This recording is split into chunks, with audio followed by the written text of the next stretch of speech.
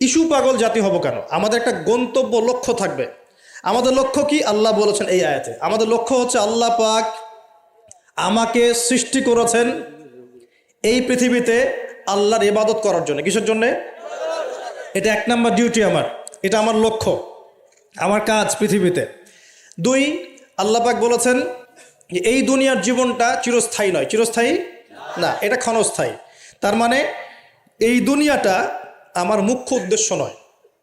আমি দুনিয়ার মধ্যে চলাফেরা করব, মুসাফির। আমার প্রয়োজন আছে বিয়ে শাদী করবেন, চাকরির প্রয়োজন চাকরি করবেন, ব্যবসার প্রয়োজন ব্যবসা করবেন, আপনার রাজনীতি করার প্রয়োজন আছে আপনি করবেন, সব কিছু চলবে। কিন্তু এগুলো আমাদের দুনিয়ার মুখ্য উদ্দেশ্য নয়। এগুলো হচ্ছে আমাদের দুনিয়াকে চালিয়ে নেওয়ার উপকরণ, মাধ্যম মাত্র।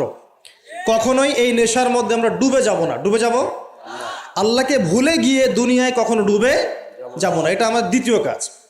3 নম্বর কাজ, আমাদের লক্ষ্য স্থির করতে হবে। 2টা লক্ষ্য আমাদের। 1, ভালো করে শোনেন, 2টা লক্ষ্য আমাদের। 1 ইহকালীন লক্ষ্য, 2 পরকালীন লক্ষ্য। কয়টা লক্ষ্য?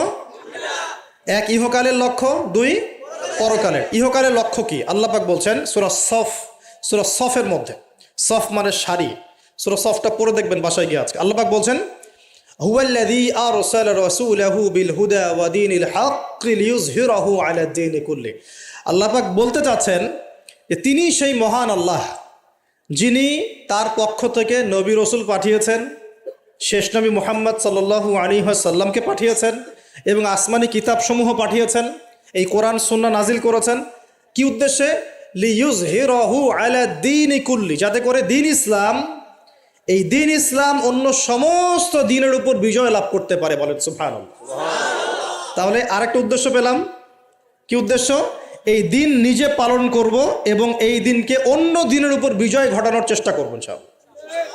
এখন প্রশ্ন যে এই দিন কি অটোমেটিকলি বিজয় লাভ করবে? মান্না এবং সালোয়া কি এখনো পড়বে, নাকি আমাদেরকে রিজিকের চেষ্টা করতে হয়? এই যে আমরা চাকরি বাকরি ব্যবসা করি, আল্লাহর কাছে দোয়া করি না, আল্লাহ আমাকে রিজিক দান করো। এই দোয়া করে কি ঘরে বসে থাকি, নাকি দোকান খুলি, কষ্ট করি, ব্যবসা করি, চাকরি করি? তাই করি না?